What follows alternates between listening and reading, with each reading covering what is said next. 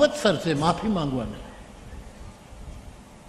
વર્ષમાં એક દિવસ જૈન પરંપરામાં મિચ્છામિ દુઃખ સંવત્સરી, એ પણ એક સંવત્સર છે કે માફી માંગવાની, બધાને કરેલા જે કંઈ અમારી ભૂલો થઈ હોય એની, એ પણ સંવત્સર. પરંતુ હું કાલે જે આપની પાસે કહેતો હતો એ છે રામના કાળરૂપી ધનુષ ઉપર આ ભગવાનના 6 બાણ છે. એમાં એક લવ,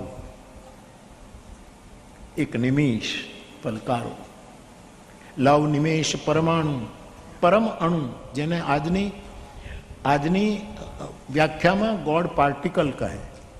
પરમ અણુ જેમાં બહુ શક્તિ હોય, બહુ તાકાત હોય, ગોડ પાર્ટિકલ એ પરમાણુ. લવ નિમેષ પરમાણુ જુગ, યુગ એટલે સતયુગ ત્રેતા એ યુગ.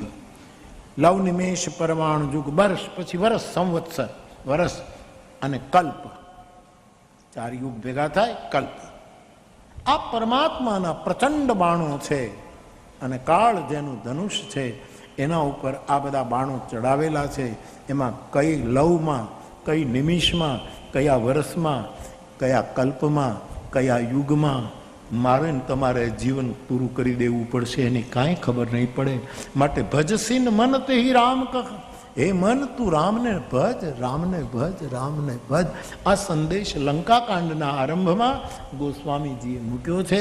ત્યાં પરમાત્માના આ બાણ છે.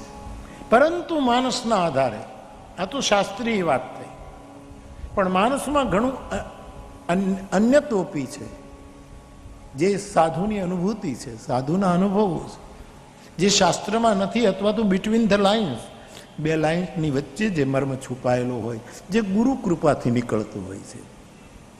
એવા જે બાણ છે, એવા રામાયણમાં કયા બાણો છે? પરમાત્માનું બાણ પણ અમુક છે અને પરમાત્માની વચન, પરમાત્માની વાણી પણ અમુક છે. તો બાણ પણ અમુક બાણનો સંકેત સુંદરકાંડમાં આપ પ્રાપ્ત કરો છો. જીમે અમોઘ રઘુપતિ કર બાણ, એ ભાંતિ ચાલે ઉળાનો બાણ. પરમાત્માનું વચન અમુક, પરમાત્માનું બાણ અમુક.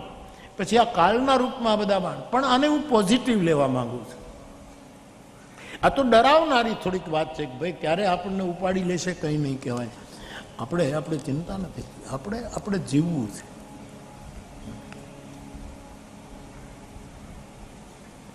વિભૂષણને કોઈએ પૂછ્યું કે મારી જ રામને શરણે ગયો અને તું રામને શરણે ગયો, એમાં ફર્ક શું? આ બધું બિટવીન ધ લાઇન્સ છે.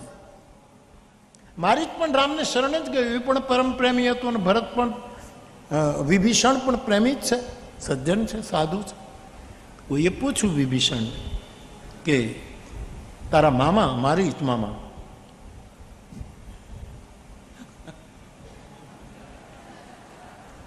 જગુ મામાની મને ખબર નથી, હું તો જગુભાઈ જ કીધા કરું. બધા આખો પંથક મામા કહે છે, મને ગમ્યું. મામા એને કહેવાય જેમાં 2 માનું વાલ હોય, ડબલ માં. લોકો નથી કહેતા હું MA છું, પણ મામાનો અર્થ થાય double MA, double MA equal મામા. જેનામાં 2 MA એટલે માં, 2 માનું હેત, વાત્સલ્ય, કરુણા, ભાવ. આ છોકરો કાલ મને પૂછે રાત્રે કે બાપુ બીજી કથા હવે અમને તમે ક્યારે આપશો, બીજી ક્યારે આપશો? મેં કીધું બેટા આ કથામાં મને એમ લાગે છે ઘણો મોટો ખર્ચ તો ન જ કહેવાય, સદુપયોગ કહેવાય. ખર્ચો આને ન કહેવાય, આ ખર્ચ ન કહેવાય. એટલે ધ્યાનમાં રાખી જેવું મેં કહ્યું. પણ એને ઉમંગ છે, એને આ છોકરાએ મારી પાસે વાત કરી કે પાછી અમને એકાદી કથા આપજો. મેં કાલે પૂછ્યું કે હું આ ભિક્ષા લેવા જાઉં છું ફળિયામાં, મેં પૂછ્યું કે ભાઈ અમારા કેટલાય શ્રોતાઓ આ બધાને ઘરે ઉતર્યા છે, કોકને ઘરે 5 જણા ઉતર્યા છે, કોકને ઘરે ઉતર્યા. મેં કીધું એનું સ્નાન આદિ એનું તો કે 2 મહિનાથી કામ ચાલે છે. બારડોલી ટ્રસ્ટે શૌચાલય કરાવ્યા, બાથરૂમો કરાવ્યા, એ બધાને નાવા ધોવાનું કેટલું મોટું કામ થયું છે કથા નિમિત્તે. અને એ હવે પરમેનન્ટ રહેશે ને. આ મોટું સ્વચ્છતા અભિયાન છે રામકથા, બહિર ઓર ભીતર બંનેનું સ્વચ્છતા અભિયાન બહુ મોટું કામ થઈ રહ્યું છે. અને બધા પ્રેમથી હું આવું છું ને જાઉં છું ને એમાં એટલું મને ફ્રૂટ આપે છે રસ્તામાં, મારે દુકાન કરવી છે. એક જણને બેહાડી દઉં, એટલા કેળા આવે છે, એટલા સફરજન આવે છે, એટલા જાંબુ આવે છે, એટલી ટેટી આવે છે, તરબૂચ તો બાપુ ક્યાંય પાર નથી, એટલું બધું. હું થાકી જાઉં, પછી કહું પાછળ આપો, પાછળ આપો. આ તમારો ભાવ છે બાપ, આ તમારો પ્રેમ છે. અને તમારો આ ભાવ કોઈ તમને છેતરીને વીખી ન નાખે એટલા માટે હનુમાનજીને પ્રાર્થના કરો. તમને કોઈ કહે કે તમે આદિવાસી તીર્થવાસી હિન્દુ નથી તો માનતા નહીં, તમે સનાતન ધર્મના છોકરાઓ છો. તમને સમજાવવામાં આવે છે કે તમને હિન્દુ કોઈ નથી ગણતું. મોરારી બાપુ કહે છે તમે સનાતન અને વૈદિક પરંપરાના પોરિયો છો. તમને છેતરીને ક્યાંક બીજે લઈ જવામાં આવ્યા છે અને પાછા ઘરે વહી આવો. ભૂલો પડેલો ફરીને પાછો ઘરે વહી આવો. આવો હાથ કરવા માટે હું તમને આવ્યો છું. તો કેટલો ભાવ અને પ્રેમ. એક જગ્યાએ હું ગયો કાલે મંદિરે, તો શસ્ત્ર વગરના રામ છે. લો બોલો, આ તો મેં તો પ્રયોગ કર્યો એના પહેલા તો અહીંયા છે. રામ લક્ષ્મણના હાથમાં શસ્ત્રો નથી. આ કેટલી મોટી ક્રાંતિ છે. હવે નવી મૂર્તિ પધરાવશે આ રામનવમીએ એક મંદિરમાં, એનું સ્વાગત કરું છું. આમ નમ રહેજો. બસ,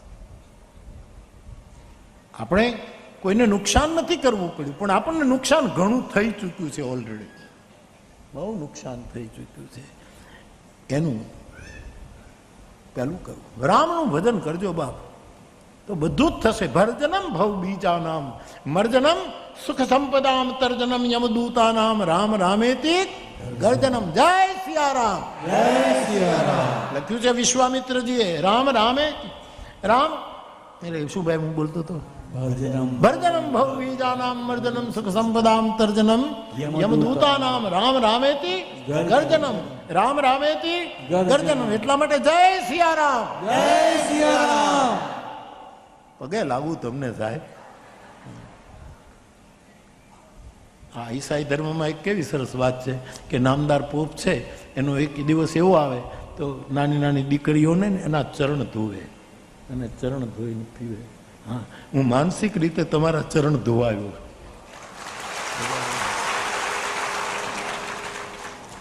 કે તમારા ચરણ કેટલા ભોળા છે, તમે નખશિખ નિર્દોષ છે. એટલા માટે આ બીજી કથા છે ક્ષમા યાત્રાની, કે અમે તમારી પાસે બહુ મોડા પહોંચ્યા, એનું ફળ તમે ભોગવી રહ્યા છો. તેથી આ બીજી કથા મારી ક્ષમા યાત્રાની. તો બહુ રાજી થાઉં છું આપ સૌનો જે આ છે. આમ નમ એકાબીજાને પ્રેમ કરજો, આમ નમ રહેજો. ગુરુદયાલ મલિક, મકરંદભાઈ, એને એક મકરંદભાઈના સાધક થોડા દિવસ પહેલા આવ્યા, મને વાત કરતો. કાલે નંદીગ્રામથી 2-3 મકરંદ બાપાના આશ્રમથી એણે મને સ્મરણ થયું કે ગુરુદયાલ મલિકજી, ભદ્રાવીભાઈ ગોંડલ જ્યારે મકરંદભાઈ ત્યારે પોતે ત્યાં ગયા, તે એક યુવાન એને મળ્યું મલિક સાહેબ કે જરા પ્લીઝ ઓટોગ્રાફ, મને ઓટોગ્રાફ આપો. એટલે ગુરુદયાલ મલિક સાહેબે ઓટોગ્રાફ લખ્યું, નો થાય સેલ્ફ, નો થાય, તારી જાતને જાણ, તારી જાતને ઓળખ, એવું લખ્યું. નો થાય સેલ્ફ. પછી એ ગુરુજીને મળવા ગયો, રૂમમાં બેઠા હતા. મલિક સાહેબને એમ થયું કે એ ત્યાં પણ ઓટોગ્રાફ માંગશે ને પાછો નીકળે, મારે જોવું છે કે મેં તો લખ્યું તું તારી જાતને ઓળખ, પણ વડીલ શું લખે છે એ મારે જોવું. એ છોકરો ત્યાં જઈને આવ્યો એટલે વડીલે આ મલિક સાહેબનું વાંચ્યું, નો થાય છે, તારી જાતને ઓળખ. એ નીચે વડીલે લખ્યું, ફરગેટ થાય છે, તારી જાતને ભૂલી જા. અને મલિક સાહેબને આ બહુ સારું છે. યાદ રાખવા કરતાં ભૂલી જવું એ બહુ બહેતર છે. આપણી તકલીફ એ છે કે આપણને કોકે ગાળો દીધી એ આપણે ભૂલી શકતા નથી. આપણે ભૂલી જવાનું. આમાં કેટલું યાદ રાખવાનું. આજના છાપામાં એમ છે કે અત્યારનું એવું બધી સંશોધન થાય છે કે 130 વર્ષ માણસ જીવશે, પણ હવે એ તો જ્યારે થાય એ તો છોકરાઓ જીવશે. આપણે તો જે છે ને એને ધીરે ધીરે મિચ્છામી દુકડમ કરીને અંકેલા કરો. સાહેબ ભૂલો ભૂલો ભૂલો ભૂલો. આ તો બહુ જૂના વાક્યો છે બધા બહુ. આ બધા જાણો છો, ભણેલા ગણેલા, અને જેને બધું જ આવડતું હોય એને તો તરત જ ખબર હોય કે અમને ખબર છે.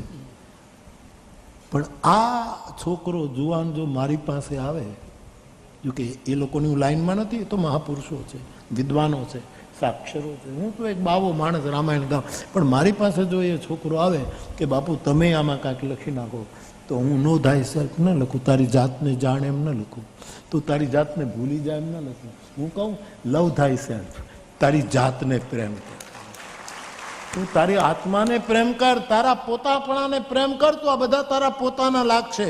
પછી એ પ્રેમનો એટલો બધો વિસ્તાર થશે કે તારાથી બીજું કોઈ દેખાશે નહીં, અને એની મેળાએ શંકરાચાર્યનું અદ્વૈત સર્જાઈ જશે. તો આમ નમ રહેજો બાપ.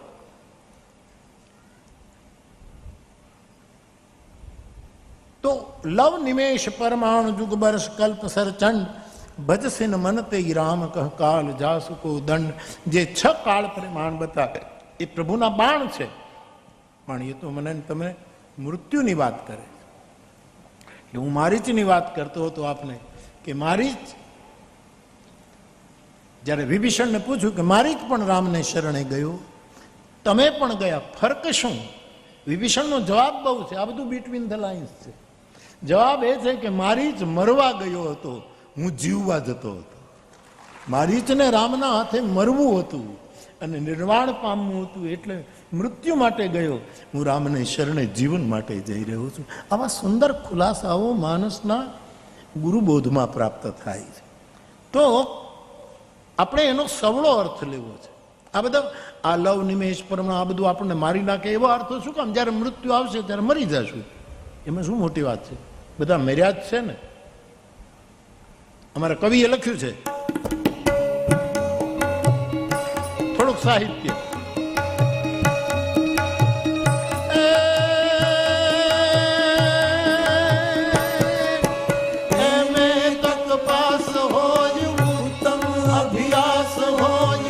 खास होय सुजन सपूत खानदान का, कर्नल कप्तान होय जत्रल जुआन होय, फौज की कमान होय तोरण तूफान का, અને ऐसे बीज में रहोय माप में होय, कला पोते रहोय वाकिफ कुरान का, ए सुखद स्वभाव होय दरियाव होय, पिंगल बचाओ अंत बने नहीं प्राण, पिंगल बचाओ अंत बने नहीं प्राण का, पिंगल बचाओ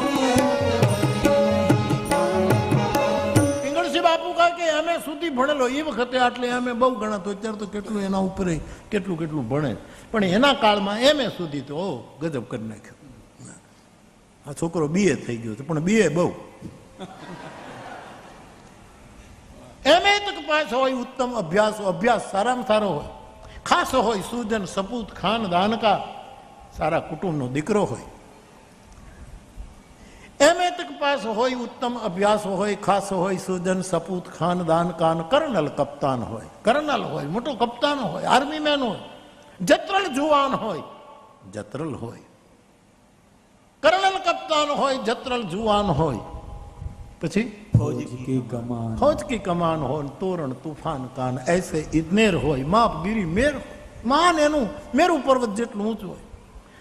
એમ તક પાસે પાછું પહેલેથી જ લેવું પડે, નહીતર પાછું વચ્ચેથી ભૂલાઈ જાય. આ સાહિત્યનું ખૂબી જે છે કે એનો તમારે આવર્તન બહુ કરવું પડે, નહીતર પાછું વચ્ચેથી ગોઠ. એમ તક પાસે હોય ઉત્તમ. જ્યારે કોઈ કવિ કોઈ સર્જક પ્રોગ્રામ આપે ને વારે વારે ગાય ને ભૂલી જાય છે, એટલે પાછું પહેલેથી ઉપાડ્યું. એમે તક પાસ હોય, ઉત્તમ અભ્યાસ હોય, ખાસ હોય, સુજન સપૂત ખાનદાન કાન કર્નલ કપ્તાન હોય, જત્રલ જુવાન હોય, ફૌજ કી કમાન હોય, તોરણ તૂફાન કાન ऐसे ઇજનેર હોય, માનગીરી મેર હોય, કલા 72 હોય ને વાકેફ પુરાણ પોતાના ધર્મ ગ્રંથનો નિષ્ણાત હોય, વાકેફ પવિત્ર કુરાનનો વાકેફ હોય. પછી દિલ દરિયાવ હોય. બાપુ આ નજીક પડે એટલે આ લોકોને પૂછી લઉં, નહીં તો તમને પૂછું એટલે ફડાકો બોલી જાય, મારે બીજા કોઈ પૂછવાનું જ નહીં. સુખદ સ્વભાવ હોય, દિલ દરિયાવ હોય, પિંગલ બચાવ અંત બને નહીં. મૃત્યુ તો છે સાહેબ, ડરવું નહીં.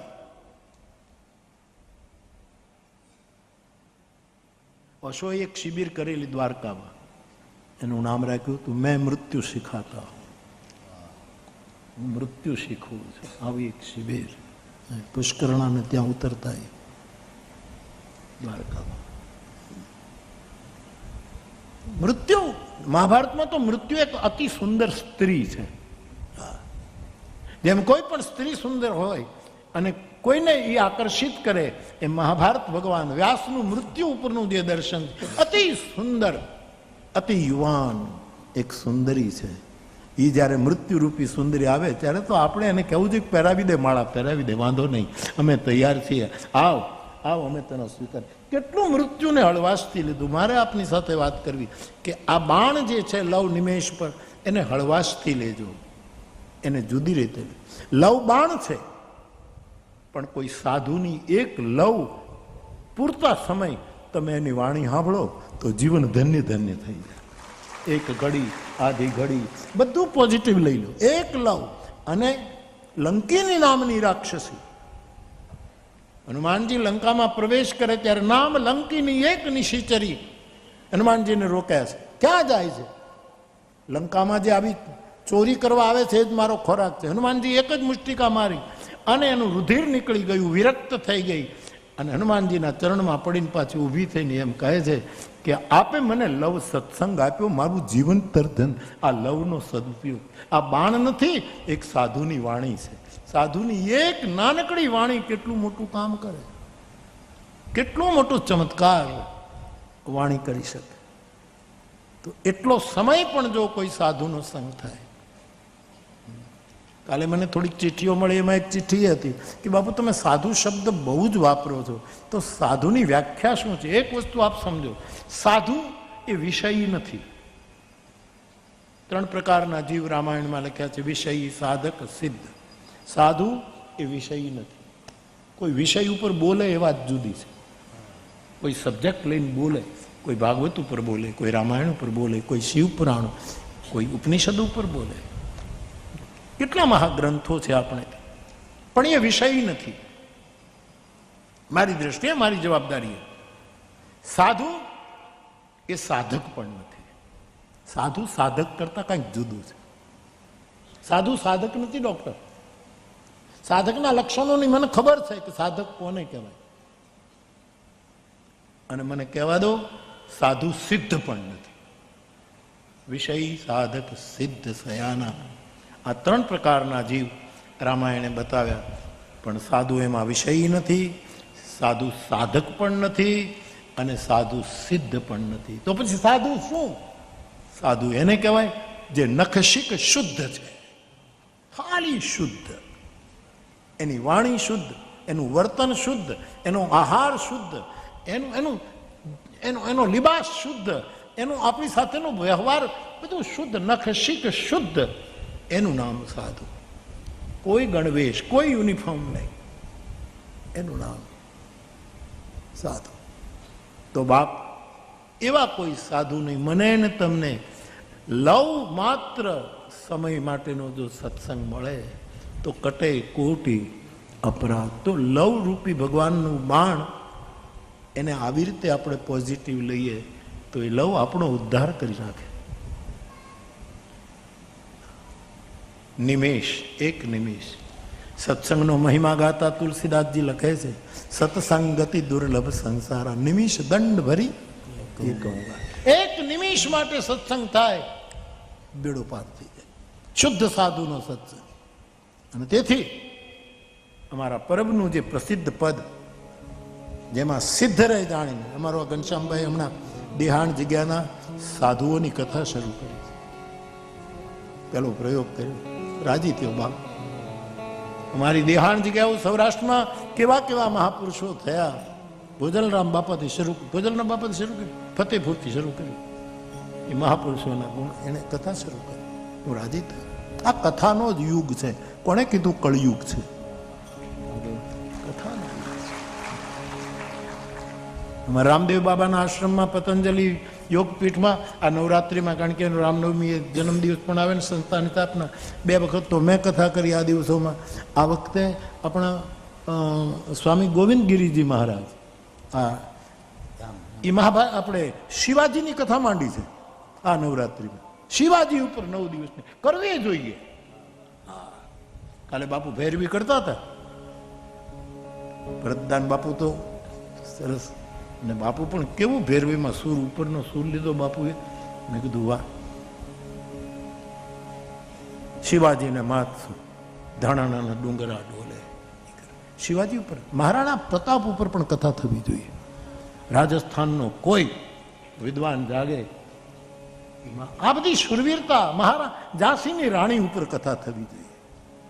આ બધા તો તમે એમ નહીં કહેતા તમે કરો ને, મારે કેટલું કરવું, હું તો આ કરું એ કરવા દો, તમે કરો.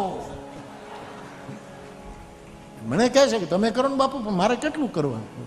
ઘણા મને કહે બાપુ કથાને બદલે નેત્ર યજ્ઞ કરો, પણ નેત્ર યજ્ઞ તું કર, મને કથા કરવા દે. સલાહત દીધા કરે છે, સલાહત દીધા કરે. તું મફત નેત્ર યજ્ઞમાં તારી આંખ હરખી કરાવી આવ્યો ને સલાહ આવ્યું. નિયત કર્મ પરમાત્માએ જેને સોંપ્યું હોય એ કર્મ એને કરવું જોઈએ, એવું ગીતાનો આદેશ. આપણું નિયત કર્મ છે, આપણું સ્વધર્મ સ્વકર્મ આપણા સ્વસ્વભાવ પ્રમાણે કરવાનું. ઘણા મને એમ કે બાપુ હવે તમે કથા બંધ કરી ના કરો ને, તારા બાપાને કહે કે બીજા નિંદા કરવાનું બંધ કરીને બેરખો ફેરવે, એવું તારા બાપાને કહે. મને કીધા તો બાપ નિમિષ દંડ ભરીએ તો મને, હું રાજી થયો. ઘનશ્યામભાઈ મને કેવડાવ્યું હતું બાપુ હું કથા કરું. હું કીધું હું તો બહુ રાજી થાઉં બાપા. કોઈ પણ સદચરિત્ર, ગાંધી કથા શરૂ થઈ આપણે ત્યાં બાપાએ, નારાયણ દેસાઈ બાપાએ ઘણી કથાઓ કરી એણે બહુ, અને સારી પ્રેરણા લીધી એમણે કથાની. કેટલી કથાઓ, 100 ઉપર કથા કરી લગભગ. એનું એક વાક્ય બહુ સરસ હતું નારાયણ દેસાઈ બાપાનું. એને ગાંધી કથા શરૂ કરી, એનું વાક્ય સરસ, બહુ સારી રીતે હતું. ઘણો એનો મર્મ ઘણો થાય. પણ એણે એમ લખ્યું હતું, મારી કથામાં નહીં દક્ષિણા નહીં પ્રદક્ષિણા. વાત તો બહુ સરસ. દક્ષિણાય નહીં, દક્ષિણા તો મારી કથામાં નથી, પણ પ્રદક્ષિણાની મારે કેમ ના પડાય? આટલી લાંબી લાઈન. અમારી ડૉક્ટર કે બાપુ હું થાકી જાઉં છું, બધાને અહીંયા આવું છું, અને મારે તો પ્રદક્ષિણા તો ઠીક છે, મારે તો તમને નજીક જોવા છે સાહેબ. નારાયણ બાપા એવું બહુ સરસ કહેતા, બોલો કે મારે દક્ષિણાય નહીં ને પ્રદક્ષિણા નહીં. આપણે તો પ્રદક્ષિણા તો કેમ ના પાડીએ? કેમ બધું કોકનું કયું થોડું કરે.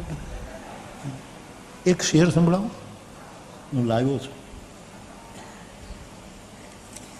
મને હું તો એમને લખી લઉં સાહેબ, પણ પછી આમ મારું બોલવાનું શરૂ થાય ને પછી એમાં ક્યાંક ને ક્યાંક એનો સંદર્ભ આવે, એટલે નહીં તો રમકી રાખો.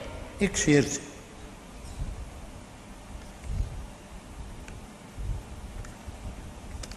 સાહિર લુધિયાનવીનો શેર છે.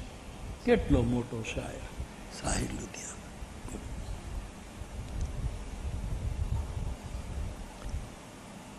ले दे के अपने पास एक नजर तो है. लेवा देવામાં આપણી પાસે તો એક નજર જ છે, આ સિવાય બીજું શું છે? ले दे के अपने पास एक नजर तो है, क्यों देखे जिंदगी को हम किसी की नजर से. वाह वाह वाह. क्यों देखे?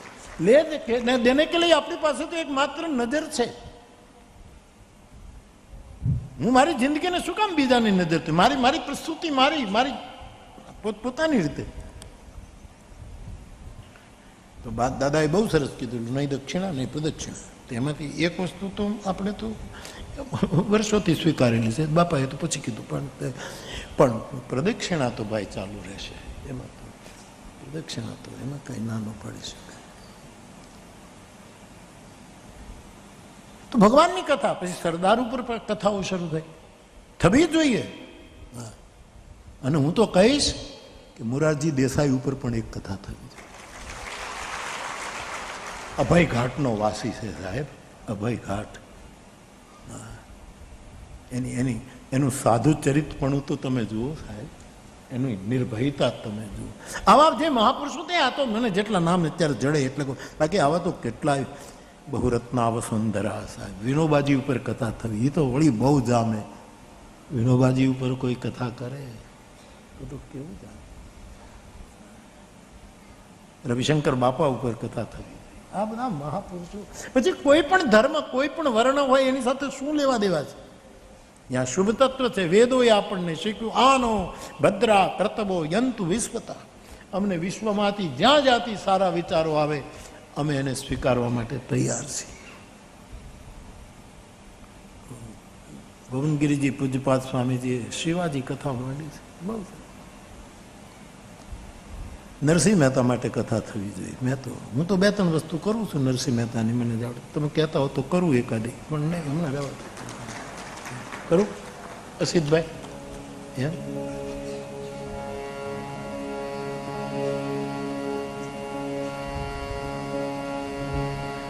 મહેતે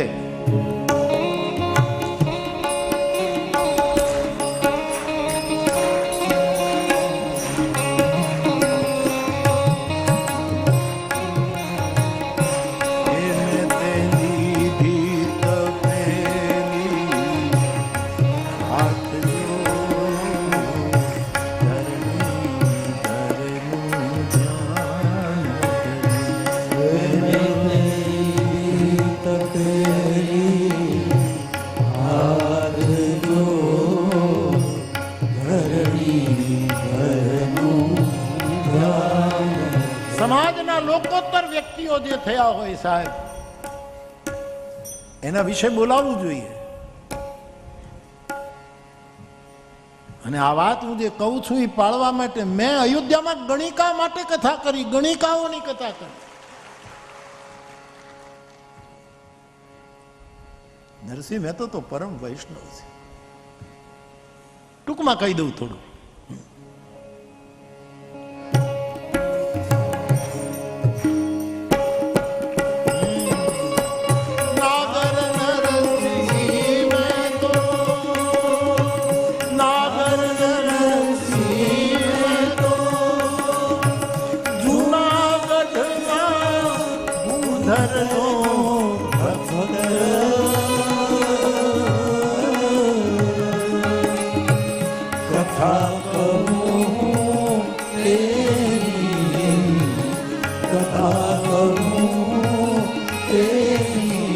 તમે સાંભળજો એક ચિત્તે.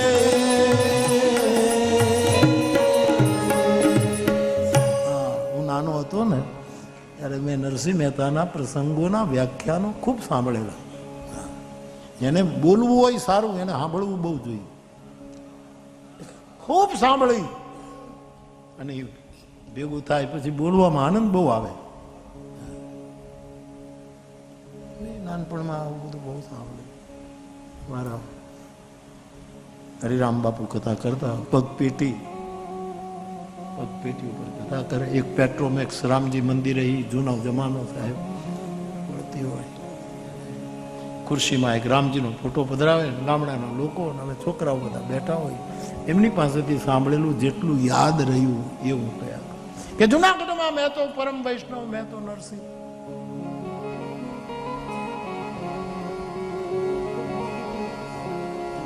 દર વર્ષે પિતાનું શ્રાદ્ધ થાય અને નરસિંહ મહેતાના મોટા ભાઈ, બહુ મોટા માણસ, બહુ મોટું પનો, બહુ મોટું ગજુ, વણશીધરજી મહેતા, એ દર વર્ષે પિતાનું શ્રાદ્ધ રાખે. હવે નરસિંહ મહેતા તો અકિંચન, બ્રહ્મવિત્ત બ્રાહ્મણ, બાકી કાંઈ નહીં. એટલે મોટા ભાઈને ઘરે પિતાના શ્રાદ્ધનો દિવસ આવે ત્યારે મોટો ભાઈ આમંત્રણ આપે, તમે આવજો. અને આમ જરાક અપમાનજનક શબ્દોમાં કહે તમે આટલી ચૂલો ખોદી નાખજો ને આટલા વાસણ સાફ કરજો ને એમ દર વર્ષે એમ કહે ને આ મહેતા અને માણેક મહેતી બંને મોટાભાઈને ઘરે પ્રસંગ પોતાના પિતાનું શ્રાદ્ધ એટલે ત્યાં જઈને બધું કામ કરે, અપમાન સહન કરે. એવો શ્રાદ્ધનો દિવસ આવ્યો.